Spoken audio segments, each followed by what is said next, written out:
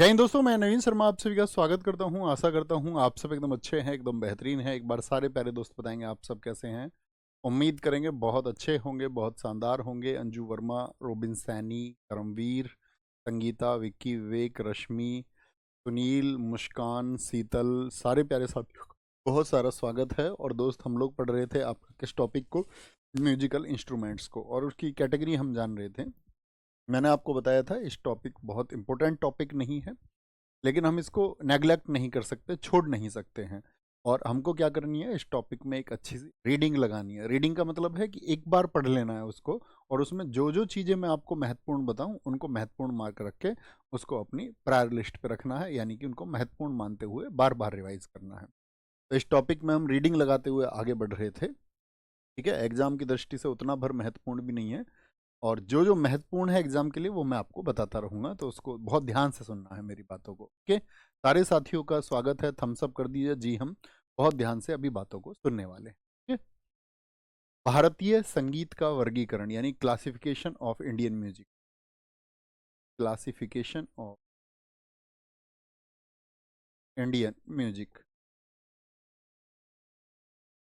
Classification of Indian music, उसको कैसे बांटते हैं हम। देखो, जो इंडियन म्यूजिक है उसकी कैटेगरी एक तो होती है क्लासिकल म्यूजिक। अगर हम देखें क्लासिकल म्यूजिक, और यही हमको देखना है सबसे ज़्यादा ध्यान से, तो एक होता है आपका लोक संगीत अर्थात आपका फोक म्यूजिक। फोक म्यूजिक होता है। फिर होता है शास्त्रीय और लोक संगीत का समागम। समागम का मतलब होता है एक मिक्सचर होता है, mixture of classical and folk. Classical and folk music. और चौथी कैटेगरी होती है मॉडर्न म्यूजिक, जो आजकल चलता है। आपने देखा भी होगा, अब तो म्यूजिक में कोई ताल ना हो ना लय हो, फिर भी म्यूजिक है। सिर्फ किसी भी चीज़ को हम अब म्यूजिक कह देते हैं, वो आधुनिक है। ठीक है, अब ध्यान से समझना। सबसे इंपॉर्टेंट चीज़ क्या है इसमें, सबसे महत्वपूर्ण बात है साथी शास्त्रीय संगीत, जो पहले नंबर पर लिखा हुआ है। शास्त्रीय संगीत भारत में दो तरह का है, एक हिंदुस्तानी और एक कर्नाटक। मैंने आपको ये पहले भी बताया, हिंदुस्तानी कहाँ पर होता है, ये नॉर्थ इंडिया में होता है, अर्थात ये हमारा उत्तर भारत में होता है। कहाँ पर होता है, उत्तर भारत में। और ये आपका साउथ इंडिया में यानी कि दक्षिण भारत में होता है कर्नाटक, साउथ इंडिया में। तो आपसे कभी भी एग्जाम में क्वेश्चन पूछेगा कि शास्त्रीय संगीत कितने प्रकार के हैं, तो हमारा उत्तर होगा दो प्रकार के हैं। लोक संगीत, लोक संगीत हम आगे चल के अभी कक्षाओं में पढ़ेंगे। लोक संगीत हर राज्य का अलग अलग होता है, ये स्थानीय होता है ना, स्थानीय होता है। तो इसको हम जानेंगे, जैसे दस कथिया उड़ीसा का है, रोपी अरुणाचल प्रदेश का है, सोहर बिहार का है। तो ये उस तरह से आपका अलग अलग स्टेट में अलग अलग प्रचलित हैं, उनको हम कल की कक्षा में जानेंगे। कल जो हमारी क्लास होगी, इसका लास्ट पार्ट होगा कल इस वाले सेगमेंट का। ठीक है, शास्त्रीय और लोक संगीत का मिक्सचर ये सुगम होता है। रविंद्र संगीत, रविंद्र संगीत ये वेस्ट बंगाल का है। सुगम संगीत सारे भारत में होता है। हवेली संगीत प्राचीन जो राजा होते थे उनके यहाँ होता था। ठीक है, उनको डांस भी चाहिए था राजाओं को, तो उन्होंने हवेली संगीत का जन्म कराया। ठीक है, गण संगीत होता है। आधुनिक में रॉक म्यूजिक, पॉप, आपने देखा होगा ना, पॉप सिंगर है वो आजकल के। आपका ब्लू म्यूजिक होता है, ट्रांस म्यूजिक होता है, जैज म्यूजिक होता है, और साइकेडेलिक म्यूजिक होता है। अब इसको दिमाग में सेट नहीं करना है कि मैं तो इनको रटूंगा, नहीं। आपको सिर्फ जान लेना आधुनिक कौन से हैं। और इसमें आपका सबसे ज़्यादा जो क्वेश्चन पूछा जाता है, अगर हम समागम से पूछे, तो रविंद्र संगीत कहाँ का है। तो कहाँ का है रविंद्र संगीत, तो रविंद्रनाथ टैगोर जहाँ के थे, तो क्या बोलेंगे, वो वेस्ट बंगाल का है। कहाँ का है, वेस्ट बंगाल का। ठीक है, कोई दिक्कत, कोई परेशानी इस बात में। एक इमेज बनाए रखेंगे, थम्स अप करें। सबसे महत्वपूर्ण इसमें क्लासिकल म्यूजिक है, जिसके दो प्रकार हैं, हिंदुस्तानी और कर्नाटक। जो साथी आपका फोक म्यूजिक है उसको हम आगे चल के पढ़ेंगे अभी, कि हर स्टेट का अलग अलग होता है, कल की कक्षा में हम उसको पढ़ेंगे। और जो समागम है उसमें गण संगीत होता है, हवेली संगीत होता है, सुगम होता है, लेकिन सबसे महत्वपूर्ण उसमें रविंद्र संगीत है। और रविंद्र संगीत कहाँ का है, वो वेस्ट बंगाल का है। मॉडर्न में आपका जैज, पॉप, साइकेडेलिक, आपका ट्रांस, कुछ भी हम कह सकते हैं। अब आते हैं शास्त्रीय संगीत को, इसकी रीडिंग लगानी है। देखो रीडिंग, रीडिंग क्या है, भारतीय शास्त्रीय संगीत दो अलग अलग शैलियों में होता है। हिंदुस्तानी संगीत कहाँ पर होता है, उत्तरी भागों में इसका अभ्यास होता है, यानी उत्तर भारत में, नॉर्थ इंडिया में। कर्नाटक म्यूजिक कहाँ पर होता है, ये दक्षिणी भागों में होता है। और भरत मुनि के नाट्य शास्त्र में इसका जिक्र मिलता है। कहाँ पर, भरत मुनि का नाट्य शास्त्र, ये भी आप जानते हैं। 14वीं सदी में क्या हो गया, इसका अलगाव हो गया। ठीक है, पहले एक जैसे ही होते थे, फिर उत्तर और दक्षिण के अलग अलग हो गए। ठीक है सर, बहुत बढ़िया आप करेंगे कि सर्वेश भाई बहुत शानदार, विश्वेंद्र भाई very good very good very good, Anjali बहुत शानदार। हिंदुस्तानी संगीत, संगीत की हिंदुस्तानी शाखा संगीत संरचना, इस पे समय नहीं लगाना है बिल्कुल भी, कभी इसमें समय लगाओ इसको रटने लग जाओ नहीं, सिर्फ रीडिंग करके दिमाग में रखें ना रखें भूल जाएं कोई दिक्कत नहीं, सिर्फ एक बार रीडिंग लगा लो यहाँ पर। हिंदुस्तानी संगीत में शुद्ध स्वर सप्तक या फिर प्राकृतिक स्वरों के सप्तक के पैमाने पर अपनाया गया। सिर्फ एक शब्द याद रखें, हिंदुस्तानी संगीत में सप्तक का प्रयोग होता है, किसका, सप्तक का। ठीक है, ऐसी म्यूजिक को क्रिएट करने के लिए 10 थाट होते हैं यहाँ पे, थाट, थाट कितने थाट होते हैं, 10 थाट होते हैं। सप्तक 7 होते हैं, थाट होते हैं 10। ये एक व्यक्ति थे आपका विष्णु नारायण भातखंडे, तो आप इतना नाम याद रख लो, भातखंडे ने इनको इंट्रोड्यूस कराया था। कौन से भातखंडे थे, विष्णु नारायण, क्या बोलेंगे इनको, VN भातखंडे, विष्णु नारायण, विष्णु नारायण भातखंडे इनका नाम था। इन्होंने 10 आपका थाट, कि भाई संगीत किससे मिलकर के बनेगा। अब ऐसा तो नहीं है आप संगीतज्ञ बनना चाहते हैं, तो सप्तक कितने हैं फटाफट आंसर करें, 7। थाट कितने हैं, 10 हैं। और वहीं पे आपसे पूछ ले जो साथी हमारा शास्त्रीय नृत्य है यानी कि हिंदुस्तानी, उसमें शैली कितनी होती है, तो आंसर आना चाहिए 10। जितनी शैली उतने ही थाट, सप्तक खुद ही 7 हैं, सारे गा मा पा ना पा धा नी। तो इसमें एक तो ध्रुपद हमको याद रखना है। एग्जाम में क्वेश्चन कैसे पूछा जाएगा, क्वेश्चन पूछा जाएगा ध्रुपद किसकी शैली है, ध्रुपद किसकी स्टाइल है, तो आप बोलेंगे वो हिंदुस्तानी म्यूजिक की स्टाइल है, किसकी, हिंदुस्तानी। प्रतीक यादव जी बहुत शानदार, भैया कर्नाटक संगीत का जो पिता है वो पुरंदरदास को माना जाता है, बहुत बढ़िया। धमार है, होरी है, ख्याल, ख्याल किसकी शैली है, ख्याल को मत भूलना भैया, हिंदुस्तानी की। टप्पा हो गई आपकी, चतुरंग हो गई, रससागर हो गई, तराना, सरगम और ठुमरी। ठुमरी बहुत महत्वपूर्ण है, मैंने इसमें से 10 में से 3 आपको बताए हैं, 3 याद रखने हैं 10 शैलियों में से। और एक क्वेश्चन पूछा जाता है, who is queen of thumri, queen of thumri, queen of thumri बोलें या तो आप, या ठुमरी की रानी आप कहें, ठुमरी की रानी किसको कहा जाता है, फटाफट से आंसर बताएं। ठुमरी की रानी जो ठुमरी के लिए बहुत प्रसिद्ध हुई थी, ठुमरी म्यूजिक के लिए, तो वो थी आपका गिरिजा देवी, क्या नाम है उनका, गिरिजा देवी। गिरिजा देवी बहुत फेमस हुई थी, गिरिजा, गिरिजा देवी बहुत फेमस हुई थी साथी आपका किसके लिए, ठुमरी के लिए। ये नाम बहुत पूछा जाता है अक्सर, तो बहुत कम क्वेश्चन वैसे बनते हैं लेकिन कभी कभार पूछ लिया जाता है, तो याद रखना है जो मैं बता रहा हूँ, ध्रुपद, ख्याल और ठुमरी ये किसकी शैली है, हिंदुस्तानी संगीत की शैली है। तो क्या बताया मैंने, ध्रुपद। ध्रुपद की बात करेंगे सबसे पहले।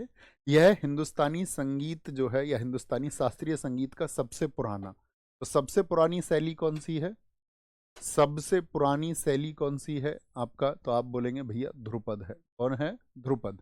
ठीक है, इसका वर्णन कहाँ पर है, सारे संगीत और शास्त्रीय नृत्यों का वर्णन कहाँ पर मिलता है, भैया एक ही पुस्तक है, नाट्य शास्त्र। अब सबको नाम याद होना चाहिए, नाट्य शास्त्र को किसने लिखा है, फटाफट से बताएंगे। भैया ये टॉपिक बुक में नहीं दिया गया है, बच्चों हम बुक नहीं पढ़ रहे हैं। ठीक है, बुक हम नहीं पढ़ रहे हैं, बुक में कई टॉपिक्स नहीं होंगे या कई टॉपिक्स बुक में ऐसे होंगे जो हम नहीं पढ़ेंगे। बुक का क्लास से क्या लेना देना दोस्त, हम क्या ये क्लास इसलिए चला रहे थे कि इसमें आपको स्टैटिक जीके की बुक पढ़ाएंगे, नहीं। बुक तो सारे एग्जाम्स के लिए है, यहाँ पर हम पढ़ रहे हैं आपका दिल्ली पुलिस के लिए क्या महत्व। ओके, बात समझ में आई, तो इतने बुद्धू बच्चे की भांति व्यवहार नहीं करना है, अच्छा बच्चा बनना है। प्रमुख ध्रुपद गायक ऐसे कौन थे जो शास्त्रीय ध्रुपद शैली को गाते थे, अमीर खुसरो, हिस्ट्री में आप पढ़ेंगे अमीर खुसरो को बलबन का भतीजा भारत में लेके आया। अमीर खुसरो ने यहाँ पर खड़ी बोली का जो है जन्म दिया था। गजलों को सबसे पहले लिखना किसने शुरू किया था, अमीर खुसरो ने शुरू किया था। तबला सितार ये भारत में इंट्रोड्यूस किसने कराए, तबला सितार का जनक भी अमीर खुसरो को कहा जाता है। ये अलग अलग समय पर भारत में 8 राजाओं के दौरान रहा था। ठीक है, आपको याद रखना है, ये जो दिल्ली सल्तनत थी उसमें ये रहता था। स्वामी हरिदास, मियाँ तानसेन ये साथी अकबर के समय पर थे, अकबर के 9 रत्न आप हिस्ट्री में पढ़ेंगे। ठीक है, तानसेन जो कि म्यूजिक के लिए जाने जाते हैं। बैजू बावरा, गुण समुद्र ये साथी शाहजहां के समय था, शाहजहां के समय हिस्ट्री में पढ़ेंगे आप इनको। तो ध्रुपद गायकों में कौन महत्वपूर्ण है, तो 2 नाम कभी मत भूलना, अमीर खुसरो और मियाँ तानसेन, अमीर खुसरो और मियाँ तानसेन। तो ध्रुपद के बारे में क्या जाना, एक तो पहली बात तो ये कि ध्रुपद जो है सबसे प्राचीन है, पुस्तक याद रखने की जरूरत नहीं है, आप सब जानते हैं भरत मुनि के नाट्य शास्त्र में जिक्र है शास्त्रीय संगीत का भी और शास्त्रीय नृत्य का भी। अगर हम बात करें कौन इसको आपका प्ले करता था ध्रुपद को, तो एक तो अमीर खुसरो, एक मियाँ तानसेन थे, एक गुण समुद्र था शाहजहां के समय, नौबत खान, बैजू बावरा आदि थे। ध्रुपद के घराने, घराने शब्द से आप क्या समझते हैं, फटाफट से आंसर करें, एक शब्द लिखें कोई आप, मैंने आपको पहले भी बताया है। घराना से मतलब होता है कि हर एक चीज की शुरुआत साथी कहीं ना कहीं से होती है, और जो शुरुआत कहीं से होती है उसी शुरुआत को हम कहते हैं कि वो जिस जगह से शुरू हुआ उसको घराना कहा जाता है।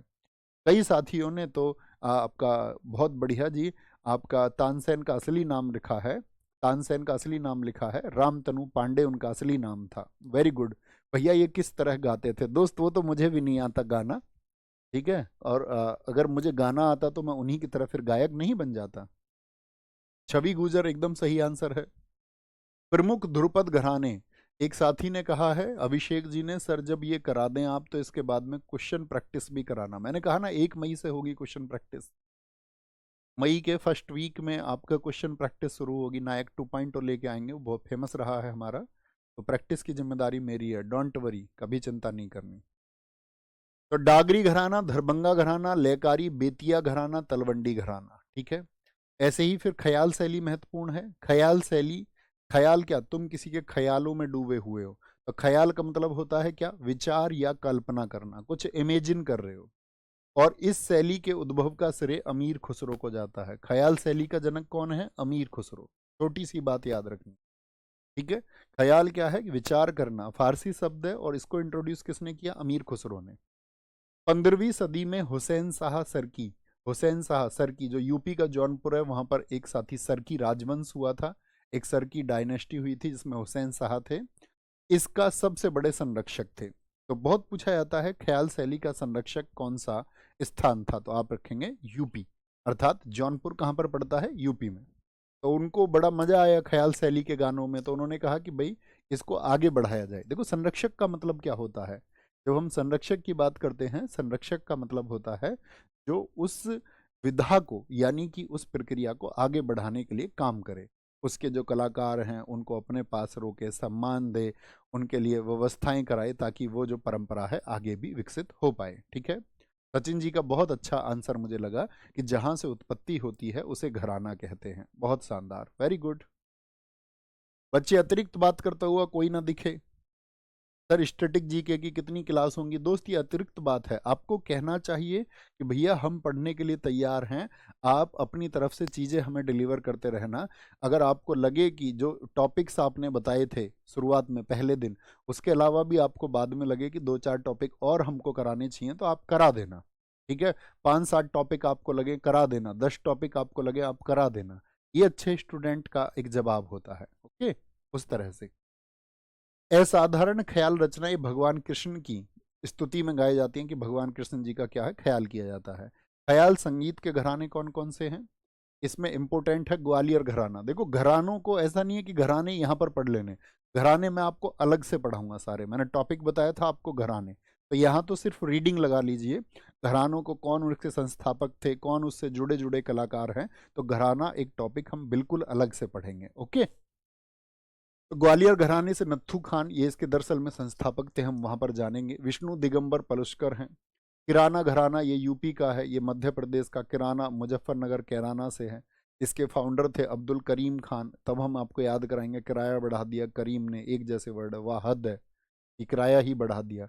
वाहिद खान किस घराने से हैं, पंडित भीमसेन जोशी भारत रत्न है, भारत के 2008 में घोषणा हुई थी, 2009 में मिला था। पंडित भीमसेन जोशी किससे, किराना घराने से जुड़े हुए हैं। आगरा घराना ख्याल शैली का है, आग में कोई व्यक्ति झुलस जाए तो सूझ जाता है, तो हाजी सुजान खान इसके संस्थापक हैं। फैयाज खान, हुसैन खान, सिर्फ नाम याद रखिए।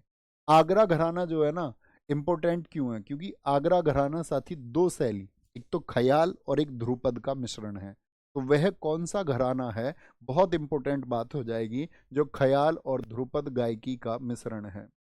तो क्या बोलोगे, मिश्रण कैसे बनता है, कोई भी चीज हमें मिलानी है भैया आग में, आगरा, आगरा घराना, क्या बोलोगे, आगरा घराना, ठीक है।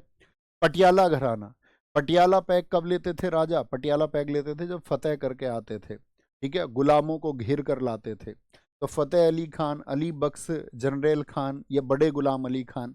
बच्चों मैं फिर से कह देता हूँ, यहाँ पर इनको रटने की आवश्यकता नहीं है, ठीक है, क्योंकि मैं आपको घराने अलग से बताऊंगा, वहां पर मैं हमको इसको लिंकअप भी करेंगे, ट्रिक से याद कराऊंगा। अभी सिर्फ रीडिंग लगानी है, क्योंकि ये अनइम्पोर्टेंट टॉपिक है, उतना महत्वपूर्ण नहीं है। क्या बोलेंगे? पटियाला घराना, फतेह अली खान। अभी सिर्फ याद रखना है पटियाला घराना किस शैली से जुड़ा हुआ है, बताओ कौन सी शैली को हम अभी पढ़ रहे हैं? ध्रुपद की ख्याल, ध्रुपद की ख्याल, बोलो भी फटाफट से।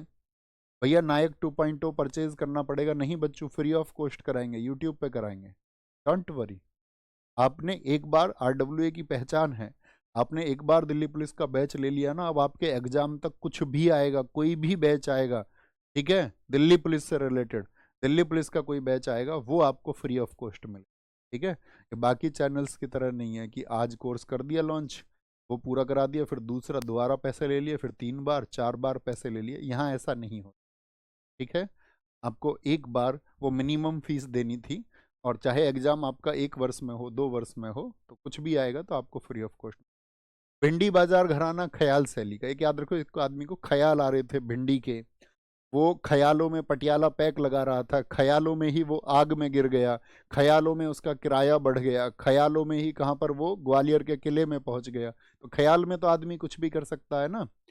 तराना शैली बहुत इंपॉर्टेंट नहीं है, छज्जू खान, नजीर खान, खादिम हुसैन, ये भिंडी बाजार से हैं। देखो तराना का मतलब तीव्र गति में जब कुछ गा दे, ये भी साथी अमीर खुसरो के द्वारा। तो दो शैली मैंने आपको बताई जो अमीर खुसरो ने जिनका आविष्कार किया है, एक तो आपका कौन सी हो गई, तराना शैली, और दूसरी का नाम आप क्या बोलोगे, ख्याल शैली है। विश्व के एक प्रसिद्ध तराना गायक मेवाती घराने के पंडित रतन मोहन शर्मा हैं, रतन मोहन शर्मा, इन्हीं को बोलते हैं तराना के बादशाह।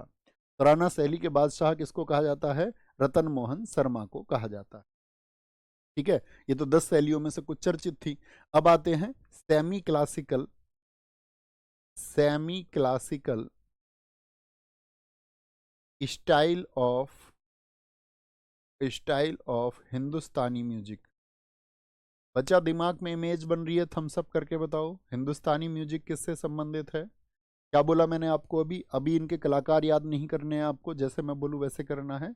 अभी याद रखना है कि जो शास्त्रीय संगीत 2 प्रकार का, हिंदुस्तानी संगीत, शास्त्रीय आपका कौन सा, कर्नाटक संगीत। हिंदुस्तानी संगीत में 7 सप्तक, 10 थाट आपका, और साथ में क्या, 10 शैली। 10 शैली में कौन सी इंपॉर्टेंट बताई मैंने आपको? बताओ, ध्रुपद, ध्रुपद के बारे में बताया, ठीक है, ध्रुपद सबसे पुरानी है। ध्रुपद से संबंधित कौन कौन बताए मैंने? तानसेन, बैजू बावरा, बैजू बावरा थे आपका, या अमीर खुसरो थे। अमीर खुसरो तो सभी में है हिंदुस्तानी में, तो बाकी ख्याल और तराना तो जन्म ही आपका अमीर खुसरो ने दिया। फिर हमने आपको बताए किसके, आपका जो ख्याल शैली के कुछ घराने हैं, पटियाला घराना, आगरा घराना, तो जस्ट बेसिक सी समझ रखनी है, ठीक है? संगीत की अर्धशास्त्रीय शैली भी स्वर पर आधारित है, और शास्त्रीय शैली भी स्वर पर, बिगड़ सुर के तो होता ही नहीं। कुछ प्रमुख अर्धशास्त्रीय शैलों में जैसे ठुमरी, टप्पा और गजल की नीचे चर्चा की गई। तो ठुमरी क्या है? अर्धशास्त्रीय। आप कहेंगे भैया ये तो 10 शैली में भी थी, आपका हाँ। ठुमरी को कुछ लोग तो कहते हैं कि वो 10 शैलियों में शामिल है, और कुछ कहते हैं नहीं, ठुमरी पूर्णतः शास्त्रीय नहीं है, यानी कि उसमें शास्त्रों में जो बताया गया उस तरह से वर्णन नहीं है, इसका आधुनिक रूप आ चुका है, तो इसको अर्धशास्त्रीय। जैसे एक मैंने आपको नृत्य बताया था अर्धशास्त्रीय, कौन सा था बताओ? अर्धशास्त्रीय नृत्य मैंने आपको बताया था, बोलो वही फटाफट से। भैया ये टॉपिक मुझको हर बार बोरिंग सा लगता है। हाँ ये बहुत बोरिंग टॉपिक है, क्योंकि इसके बारे में आप जानते नहीं हो ना। मुझे खुद ऐसे लगता है कि ये यार म्यूजिक बच्चों को सिलेबस में क्यों दिया गया। कोई प्राचीन, कोई आपका मान के चलो उस्ताद टाइप के व्यक्ति होते, कोई म्यूजिशियन होते, उनके लिए तो ठीक था, लेकिन एसएससी भैया क्वेश्चन पूछती है, टॉपिक बोरिंग हो बेशक से, लेकिन उसको छोड़ना नहीं है, रीडिंग तो लगानी है ना, ठीक है, रीडिंग तो लगानी पड़ेगी। बोलो यस और नो? हाँ जी, छोड़ नहीं सकते। मैं बोलूँ नहीं बोरिंग है, इसको बच्चों के सामने नहीं ले जाते, टॉपिक नहीं कराते, कल को क्वेश्चन जहां से मैं बता रहा हूँ वहां से बन जाएगा। तो इनकी चर्चा नीचे की गई है। ठुमरी यह उत्तर प्रदेश में उत्पन्न हुई, ठुमरी कहाँ से? यूपी से उत्पन्न हुई, और मिश्रित सरल रागों पर आधारित है। ठुमरी शास्त्रीय नृत्य जो है वो कथक से जुड़ी हुई है, ये इंपॉर्टेंट पॉइंट बने। ठुमरी का संबंध किस शास्त्रीय नृत्य से? अब ठुमरी क्योंकि नॉर्थ इंडिया में, तो नॉर्थ इंडिया में कौन सा होता है भाई ठुमरी किसका पार्ट था, मैंने आपको बताया हिंदुस्तानी का। हिंदुस्तानी कहाँ पे होता, उत्तर भारत में। उत्तर भारत में एक ही तो होता है कत्थक, याद करने की जरूरत नहीं। ठुमरी के मुख्य घराने वाराणसी और लखनऊ में स्थित हैं। ठुमरी गायन की सबसे कालातीत प्रसिद्ध आवाज बेगम अख्तर की है। ठुमरी में साथी आवाज जो दी है सबसे अच्छी किसकी है, बेगम अख्तर की। पूरब अंग ठुमरी की गिरिजा देवी, और गिरिजा देवी जिनको मैंने बोला था क्या क्वीन ऑफ ठुमरी, ये छन्नू लाल मिश्रा इसके प्रसिद्ध प्रस्तावक हैं। ठीक है, कौन कौन से नाम, तो आपसे मैं पूछूं बेगम अख्तर किससे जुड़ी हुई है तो आप कहेंगे ठुमरी से, और दूसरा नाम याद रखना है आपको गिरिजा देवी। क्या बोलेंगे, गिरिजा देवी। सारे साथियों ने आंसर बताया कि भैया छऊ को जो है सेमी क्लासिकल डांस माना गया है। बहुत बढ़िया। भैया इन नोट्स की क्या मैं सारी डिटेल फिर ना लिखूं कागज में, हाँ जितना मैं बता रहा हूँ ना, इंपोर्टेंट इंपोर्टेंट कितने टर्म्स मैंने आपको अभी बताए, 20 से 25 फैक्ट मैंने आपको बताए हैं। तो मैंने आपको पहले ही दिन गाइड किया था प्यारे दोस्त कि भैया अपने शॉर्ट नोट्स बनाया करो, कि जो मैं आपको बताऊं कि ये शॉर्ट नोट है, या आप पहले ही लिख लेते हो तो उसमें मार्क कर लिया करो, अंडरलाइन कर लिया करो। जो बाद में लिखे तो जो मैं महत्वपूर्ण बताता हूँ, जैसे मैंने यहाँ पर कहा आप बाकी चीज़ों को छोड़ सकते हैं, लेकिन बाकी टॉपिक्स में ऐसा मत कर देना कि मैं कहूँ कि इंपॉर्टेंट और आप सिर्फ उसका नोट्स बनाओ और बाकी को छोड़ दो, नहीं। नोट्स आपका प्रॉपर वे में होना चाहिए। ओके। इस शैली में लय की बहुत महत्वपूर्ण भूमिका होती है। कितने दोस्त बताएंगे टप्पा किस राज्य में होता है, जो पहले पढ़ चुके हैं, क्योंकि रचनाएं इसमें तेज होती हैं, बहुत तेज, जैसे गेंद का टप्पा तेज होता है, इसमें भी रचनाएं तेज होती है। एग्जाम में क्वेश्चन कैसे बनेगा, बनेगा ही नहीं, डोंट वरी। इस शैली के कुछ विशिष्ट प्रतिपादक प्रतिपादक होते हैं जिन्होंने इसकी शुरुआत की, जन्म दिया। तो ग्वालियर घराने के लक्ष्मण राव थे, रामपुर सहसवान घराने के सुन्नो खराना थे, नहीं याद करना है कुछ भी, डोंट वरी। बस याद रखो कि टप्पा, ठुमरी और गजल ये कैसे हैं, क्वेश्चन कैसे बनेगा कि गजल, गजल आपका संगीत का कौन सा रूप है, शास्त्रीय कि अर्ध शास्त्रीय। ठुमरा, ठुमरी आपका, ठुमरी टप्पा और गजल कैसे रूप है, तो आप कहेंगे भैया सेमी क्लासिकल है। और इतने सारे बच्चे जानते हैं टप्पा पंजाब का है, बहुत गजब, शानदार शानदार। गजल किसने सुनी है, कभी गजल सुनी है, लिखें यस आपने अगर गजल को सुना है तो। गजल एक छोटी कविता होती है जिसमें तुकबंदी वाले दोहे होते हैं, जिन्हें बैंत या शेर कहते हैं। जैसे तुमने ना चिट्ठी न संदेश कौन, संदेश और देश, संदेश और देश।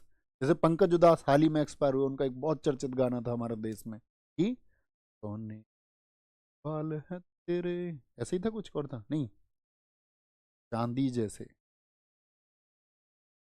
था यार, अब तो मैं भूल गया। हाँ, चांदी जैसा रंग है तेरा, सोने जैसे बाल, एक तू धनवान है गो, बाकी सब कंगाल। तो बाल और कंगाल तुकबंदी हो गई ना, देश और संदेश तुकबंदी हो गई ना, हाँ। तो इसको बोलते हैं गजल, आप सब सुनते होगे, यूट्यूब पे सुन सकते हो। इसका विषय अक्सर प्रेम में गाए जाते हैं, जैसे मैंने अभी गाया तो आप देखोगे प्रेम बिछड़ने पे हो, चाहे संयोग में या वियोग में, या तो बिछड़ने पर या एक होने पर। भारत में पहला गजल लिखने वाले, गजल के भी कौन है, मैंने आपको अभी बताया था, गजल सितार तबला खड़ी बोली ये सब अमीर खुसरो, अमीर खुसरो। गजल की कुछ हस्तियां हैं साथी, देखें। मोहम्मद इकबाल, मिर्जा गालिब, जो साथी आपका कहाँ पे, मुगलों में जो बहादुर शाह जफर द्वितीय थे, जब हिस्ट्री पढ़ाएंगे तब इनकी कहानी सुनाएंगे आपको मिर्जा गालिब की। रूमी, हाफिज, राहत इंदौरी, देखिए वो शेर बोलते थे, ये भी एक्सपायर हो गए। फिराक गोरखपुरी एक अच्छे साहित्यकार है। वसीम बरेलवी, इनके शेर आप अक्सर सुनते होंगे। कुंवर वेचेन, जगजीत सिंह तो कितनी बार एसएससी ने पूछे हैं, जगजीत सिंह का संबंध किससे है, जगजीत सिंह, मिर्जा गालिब, राहित इंदौरी, मन्ना डे, मन्ना डे इनको बोलते आर डी बर्मन, क्या नाम था इनका, आर डी बर्मन इनका वास्तविक नाम था। भूपेंद्र सिंह, अमन उदास, पंकज उदास एक्सपायर हुए, इनसे बहुत क्वेश्चन बनेंगे आगे आने वाले टाइम में। ये किस कैसे पूछेगा, पंकज उदास का संबंध किस क्षेत्र से है, तो किससे है, गजल से, गजल से। शहबाज आबी, बेगम अख्तर, बेगम अख्तर और कौन सी शैली में बताई थी अभी बताना, क्या बोलेंगे भैया, ठुमरी में बेगम अख्तर है। तो इनको क्या बोलते हैं, गजलों की रानी। ठुमरी की रानी नहीं, ठुमरी की रानी गिरजा देवी है। ठुमरी में आवाज देती है बेगम अख्तर, लेकिन बेगम अख्तर को बोलेंगे गजलों की रानी, बोलेंगे जी। मल्लिका एक गजल, मल्लिका एक गजल, बहुत बढ़िया, बहुत शानदार। मल्लिका एक गजल। कर्नाटक संगीत, बोलो भी फटाफट से, कर्नाटक संगीत, बहुत बढ़िया। बहुत बढ़िया, बहुत शानदार। सर जी जीएस के मैं नोट्स बनाऊं ना बनाऊं? बेटा मैंने अभी नहीं बताया था थोड़ी देर पहले, मेरे से तुम मत बनाओ, एक भी नोट्स मत बनाओ, पढ़ो भी मत तुम, फिर तुमको जो करना है वो करोगे ना। बोल रहे मैं जीएस के नोट्स बनाऊं ना बनाऊं? इस बुद्धू को इतनी बात समझो, क्लास अब आज तक क्या बताते आए थे टीचर आपको? हर चीज का नोट्स बनाओ, बचपन से बताया जाता है, लिख के पढ़ो। अब आज पूछ रहे हैं इतने बड़े होके कि नोट्स बनाए ना बनाए, मैं तो ये कह रहा हूँ आप नोट्स मत बनाओ, ऐसे ही याद कर लो। कर पाओगे क्या? बच्चों नोट्स बनाना चाहिए, ये तो बचपन से सिखाया गया है। आप इतने बड़े होकर के 18 20 22 साल के होकर अगर इसी सवाल को पूछ रहे हैं तो इसका मतलब आज तक आपने जिंदगी में मजे किए हैं, किसी की बात आपने नहीं सुनी। और आप सोच रहे हैं एकदम से सिलेक्शन हो जाएगा? नहीं, खुद को ढालना पड़ेगा पहले सिलेक्शन के लिए, सिलेक्शन के लायक बनना पड़ेगा पहले। हाँ? ओके, देखो बहुत सारे बच्चे ऐसे होते हैं, जैसे कि कुछ बच्चे ऐसे होंगे वो बोलेंगे कि भैया आप हमें कंटेंट प्रोवाइड करो, मैं चीज़ों को अच्छे से रीड आउट करूंगा। एक ग्रुप तो वो है। एक पूरा साल रोता रहेगा, भैया मैं बहुत प्रयास करता हूँ मुझे याद नहीं होता। जब तुमने आज तक याद करने का प्रयास नहीं किया था, अब किसी ने बता दिया कि भैया ऐसे ऐसे वहां से पढ़ाई कर लो, एकदम से याद थोड़ी ना होने लग जाएगा बच्चों। हैबिट बनानी पड़ेगी। और जिसको याद होता है उसको क्यों याद होता है, और जिसको याद नहीं होता है उसको क्यों नहीं याद होता है? सिर्फ और सिर्फ एक अंतर है, रिवीजन। आपको अगर याद नहीं होता तो बार बार चीज़ों को रिवाइज करना है, तो हर चीज़ का बच्चा मिलेगा। बहुत सारे ऐसे रहेंगे जो सफल हो जाएंगे, बहुत सारे ऐसे रहेंगे जो असफल हो जाएंगे, और असफल का प्रतिशत हमेशा ज़्यादा होता है। क्यों होता है असफल का प्रतिशत ज़्यादा? क्योंकि वैकेंसी कम होती है, फाइट इतनी होती है। बहुत सारे डिजर्विंग स्टूडेंट जो सिलेक्शन के लायक भी होते हैं तब भी नहीं हो पाता है। तो ग्रुप आप देखो, आप किस ग्रुप में होंगे वो डिपेंड डिपेंड करेगा इस बात पे कि आपने कितनी मेहनत की थी। बहुत बढ़िया मनीष जी, बहुत थैंक यू। कर्नाटक संगीत, अब मुझे बताओ कर्नाटक संगीत भारत के किस हिस्से में होता है? फटाफट से क्या याद रखा था? दक्षिण भारत से जुड़ा हुआ है। ठीक है। यहाँ अधिकांश रचनाएं गाने के लिए लिखी जाती हैं।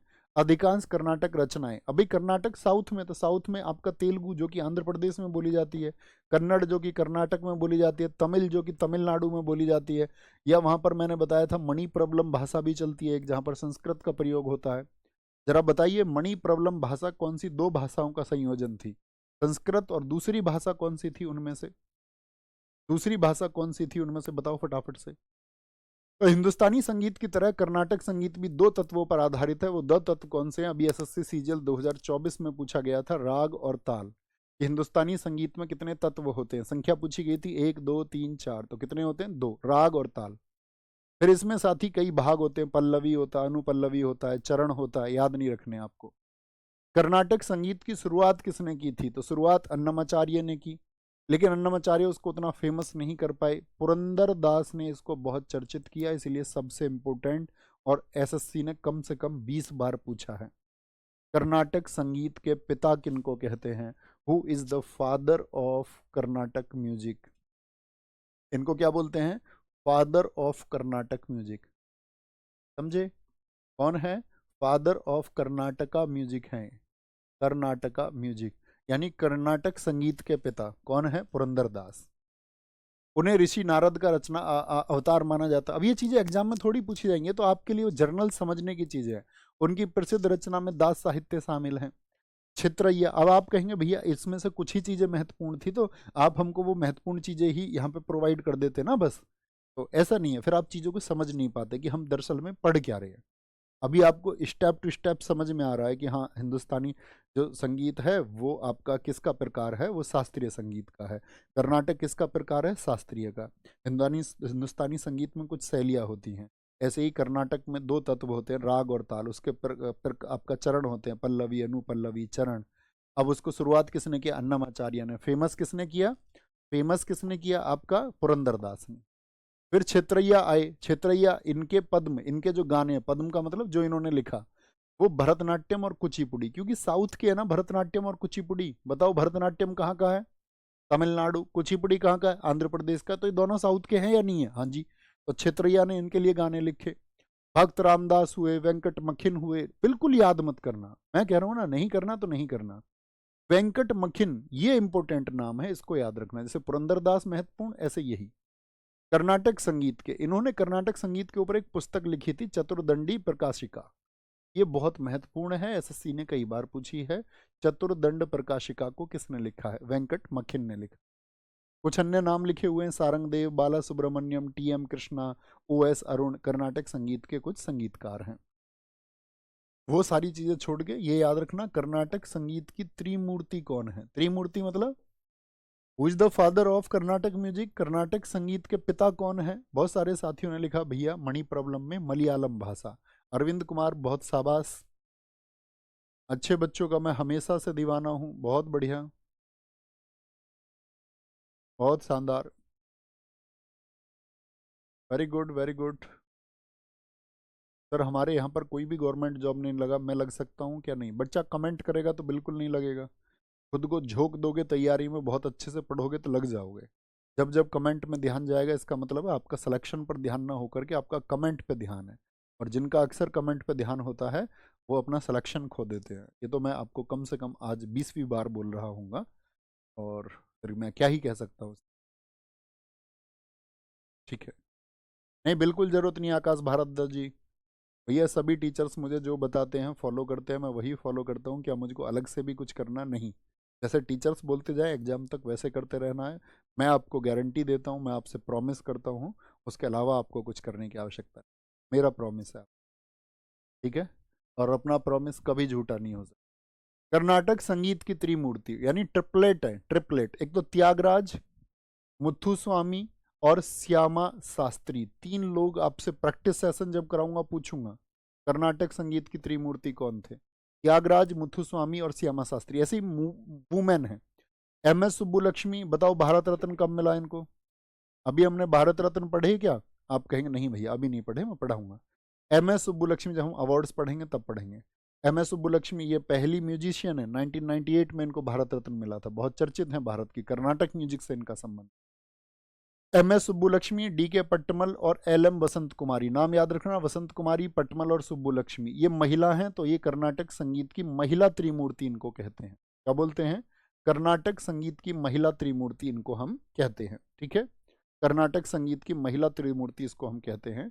और इम्पोर्टेंट चीज आज की क्लास की ये भी रहेगी कि भैया जो संगीत से संबंधित पुस्तकें हैं, सामवेद वेद व्यास ने लिखा, ठीक है, वेद व्यास जी ने। नाट्यशास्त्र भरत मुनि ने। शिल्पाधिकारम इलंगो अधिगल, मैंने आपको कहानी सुनाई थी एक दक्षिण के व्यापारी कोवलन की, याद है, थम्सअप करो। कोवलन उसकी पत्नी थी जो उसको व्यापार के लिए पायल देती है, कन्नगी, ठीक है। एक साथी आपको पता होना चाहिए जो इसकी प्रेमिका थी माधवी, इनसे ही बेटी हुई थी, इनको मणि मेखले। हिस्ट्री में कहानी पढ़ेंगे आप तमिल साहित्य के दौरान। अभिलाषी चिंतामणि सोमेश्वर का है। गीत गोविंद जयदेव का है, जयदेव का है। अब देखो ये तमिल भाषा की हो गई, नहीं तो प्राचीन जितनी भी पुस्तकें हैं, जैसे सामवेद किस भाषा में लिखा गया बताओ, नाट्यशास्त्र किस भाषा में लिखा गया, आइडिया लगाओ प्राचीन समय में कौन सी भाषा होगी जो सभी भाषाओं की मदर है, सभी भाषाओं की जननी है।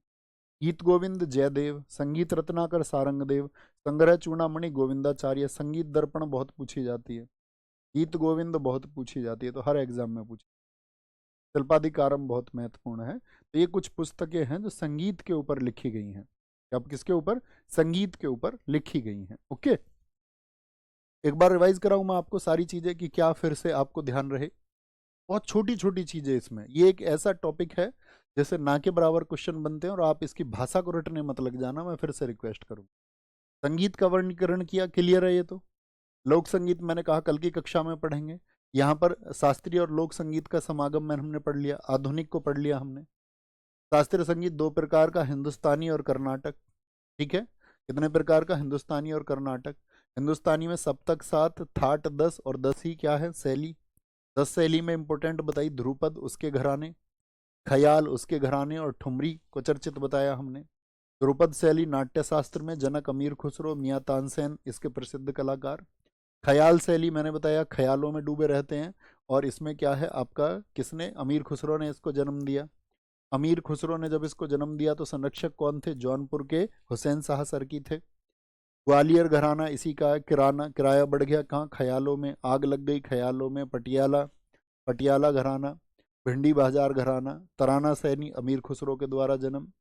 तराना गायक कौन है, तराना के बादशाह पंडित रतन मोहन शर्मा। अर्धशास्त्रीय कौन कौन सी, ठुमरी, टप्पा और गजल। गजल मैंने कहा इसमें सबसे इंपॉर्टेंट है, ठुमरी के लिए मैंने बताया बेगम अख्तर हैं आपकी, बेगम अख्तर है, और आपका गिरिजा देवी है, चर्चित आवाज है, ठीक है। बेगम अख्तर हो गई, गिरिजा देवी हो गई। ये तो कॉमन सी चीज़ है। ठुमरी आपका कथक से जुड़ा हुआ, क्योंकि हिंदुस्तानी है तो उत्तर भारत का हो गया। टप्पा में हमने बताया कि बहुत महत्वपूर्ण बात कुछ नहीं है, आगे चल के इसको बताएंगे हम। टप्पा पंजाब का, ये याद कराएंगे आपको, ट्रिक्स है ना सारे। गजल क्या बताया, ये प्रेम के लिए कुछ शेर लिखे जाते हैं। इसमें कौन थे, जगजीत सिंह थे, पंकज उदास थे, फिराक गोरखपुरी थे आपका, या वसीम बरेलवी साहब थे आपका, बेगम अख्तर थी, अन्य नाम हमने बताए थे इसमें। कर्नाटक म्यूजिक साउथ का है, यानी दक्षिण की भाषा। जैसे इसमें मान के चलो आपका मलयालम नहीं लिखी हुई है तो वो भी तो साउथ की है, तो वो वहाँ पर प्रयोग हो सकती है। हिंदुस्तानी संगीत की तरह ये भी दो पर निर्भर करता है, राग और ताल। कर्नाटक संगीत को शुरू किया अन्नमाचार्य ने, लेकिन फेमस नहीं किया, तो इसलिए उनको पिता नहीं बोलेंगे। पिता किसने, जिसने फेमस किया, उसको बहुत चर्चित किया, पुरंदर दास। पुरंदर दास, ठीक है। पुरंदर दास के बाद में हमने बताया वेंकट मखिन, जो चतुर्दंड प्रकाशिका पुस्तक को जिन्होंने लिखा, ठीक है। भैया मैंने RWA फाउंडेशन बैच से आपकी पॉलिटी पढ़ ली है, यकीन बैच से फिर से पढ़ूँ, नहीं, आवश्यकता नहीं है। एक विषय को एक जगह से एक बार पढ़े और बार बार रिवाइज करो, ये ज़्यादा ज़रूरी है, ठीक है। बाकी आपकी मर्जी है, आप चाहते ही हैं कि नहीं मैं तो और एक बार पढ़ना चाहता हूँ उसको अन्य अध्यापक से, तो भी आप स्वतंत्र हैं, पढ़ सकते हैं। बनवारी लाल मीना जी, बहुत अच्छा उत्तर आपने दिया है। तबला वादक कलाकार जाकिर हुसैन है, आएंगे वो, हम पढ़ेंगे आगे उनको। त्रिमूर्ति कौन बताए, त्यागराज स्वामी, मुथु स्वामी और श्यामा शास्त्री। वहीं महिलाओं में कौन बताई मैंने आपको, एक तो MS सुब्बुलक्ष्मी, एक DK पट्टमल और एक ML बसंत कुमार, ये महिला त्रिमूर्ति। कौन है ये महिला त्रिमूर्ति। और फिर हमने बात की आपका महत्वपूर्ण पुस्तकें कौन सी, जैसे जयदेव का गीत गोविंद हो गया, इलंगो दिगल का शिल्पाधिकारम हो गया, ये आप हम बात करें संगीत दर्पण दामोदर पंडित का हो गया, सामवेद व्यास जी ने लिखा, नाट्य शास्त्र हम सब अब जान ही चुके हैं, भरत मुनि का है। तो ये क्या है, ये हमको आज कहा था एक रीडिंग करनी थी, तो इसमें जो महत्वपूर्ण चीज़ें हैं उनको याद रखेंगे, थम्स अप करें। जी भैया, जरूर याद रखेंगे, एक बार रिवाइज करें। बच्चा जो कोई भी आपका क्वेश्चन होता है वो कमेंट सेक्शन में मत किया करो मेरी एज इतनी है मैं फॉर्म भर सकता हूँ या नहीं। क्लास में सिर्फ पढ़ने आया करो दोस्त, अतिरिक्त बातों के लिए हेल्पलाइन नंबर इनको दे दो। हेल्पलाइन नंबर एक भाई पेस्ट कर रहे हैं, इस पर कॉल किया करो सुबह 9 से 6 बजे के बीच में, लगा लिया करो कभी कभी, तो वो आंसर आपको वहाँ से मिल जाएगा। यहाँ क्लास में मत परेशान हुआ करो प्लीज, कि आपको बच्चों अगर आंसर करेंगे तो बाकी बच्चे बोलेंगे उनका तो वो डाउट नहीं है ना, उनका तो वो क्वेरी नहीं है, वो आपका है, तो इसके लिए हेल्पलाइन नंबर पे फ़ोन किया। ओके, तो बाकी हम इसमें कल पढ़ेंगे। कल क्या होगा, कुछ चर्चित पेंटिंग्स होंगी, कुछ फोक म्यूजिक होंगे, क्योंकि वहां से क्वेश्चन बहुत बन जाता है। ये तो इंपॉर्टेंट नहीं था आज का उतना, इसमें जो इंपॉर्टेंट था वो मैंने आपको बता दिया। तो अपना ख्याल रखें बहुत सारा, मिलते हैं कल। Thank you, bye bye, take care, जय हिंद, जय भारत। अपना ख्याल रखें और अच्छे से पढ़ते रहें। Take care.